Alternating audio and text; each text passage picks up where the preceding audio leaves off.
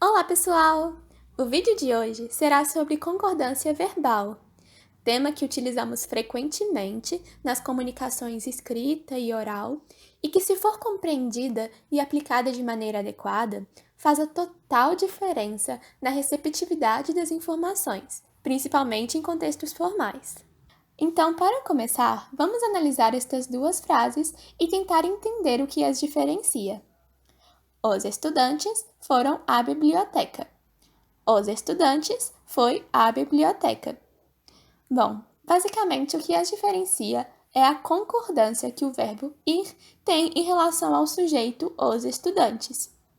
Percebam que os estudantes está na terceira pessoa do plural. E o verbo da primeira frase, foram, concorda na terceira pessoa no plural. Ou seja, concorda em número e em pessoa com o sujeito. E é por esse motivo que essa primeira construção, essa primeira sentença, está adequada à concordância verbal. Já a segunda frase, a segunda sentença, o verbo ir concorda somente em pessoa, não concorda em número com o sujeito, porque está no singular enquanto o sujeito está no plural. Por esse motivo, essa frase está inadequada à concordância verbal. E isso acontece justamente porque existe uma regra geral que nos diz que o verbo deve concordar com o sujeito em número e em pessoa.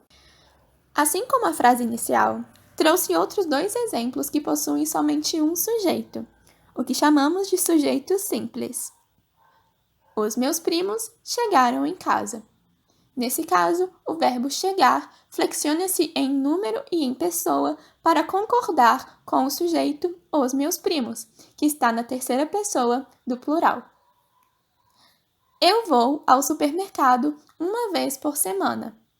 O verbo ir concorda também em número e em pessoa com o sujeito, que está na primeira pessoa do singular. Bom, ainda sobre o sujeito simples, é importante ressaltar que a ordem do sujeito com o verbo não causa diferença na concordância. O que quer dizer, por exemplo, na primeira frase, os meus primos chegaram em casa.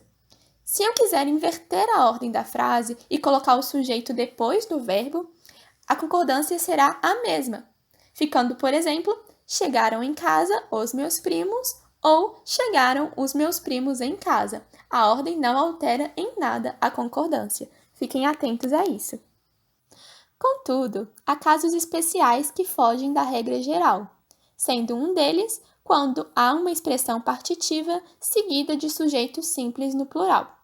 Expressões partitivas são aqueles termos que representam uma parte de um todo, como parte de, uma porção de, metade de, a maioria de, a maior parte de, grande parte de. Quando nós temos algum desses termos seguidos de sujeito simples no plural, como a maioria dos alunos, nós temos a maioria de mais os alunos, o verbo pode ficar no plural ou no singular, como nós vemos nesses dois exemplos. A maioria dos alunos faltaram, a maioria dos alunos faltou.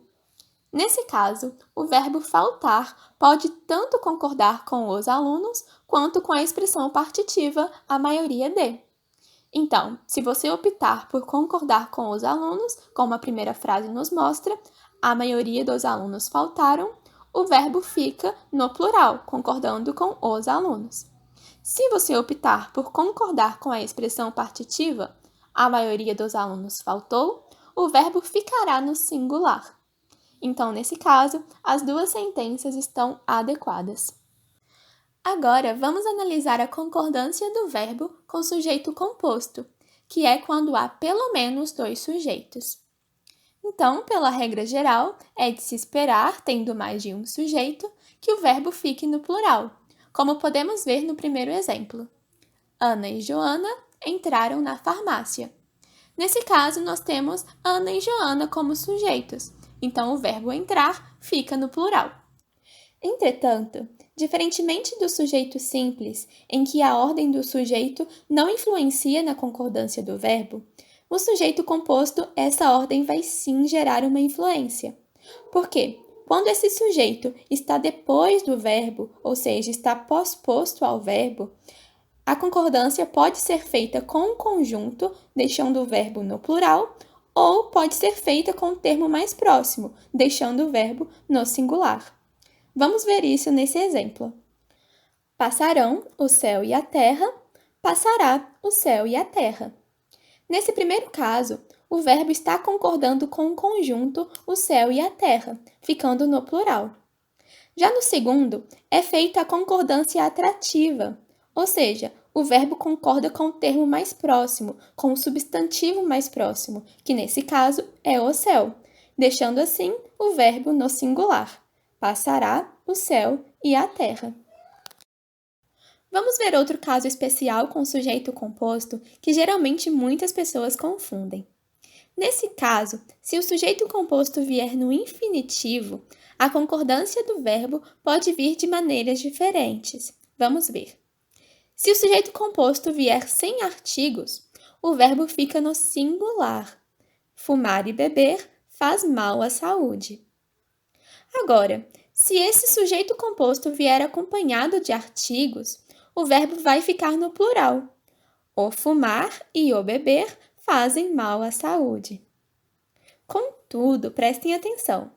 Se esses termos forem antônimos, não importa se vierem com artigos ou não, vai ficar no plural da mesma forma. Vejam só.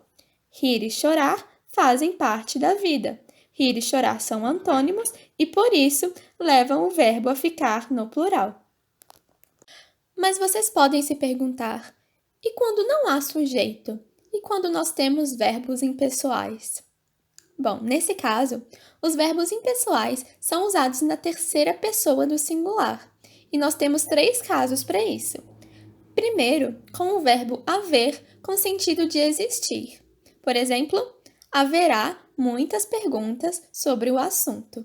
O verbo fica no singular, prestem atenção. Não é haverão muitas perguntas, é haverá, no singular, porque é um verbo impessoal. Segundo, verbo fazer com tempo decorrido. Faz 5 dias que não a vejo. O verbo no singular. Faz 5 dias e não fazem 5 dias. Tomem cuidado com isso.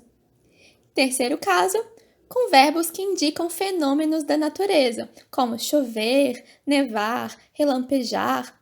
Então, choveu a noite toda. No singular, terceira pessoa. Bom, pessoal, espero que tenham gostado do vídeo e termino ressaltando a importância de consultarem o material completo na aba Meio, porque esse vídeo foi somente uma introdução ao assunto e há muitos casos especiais que vocês precisam saber, ok?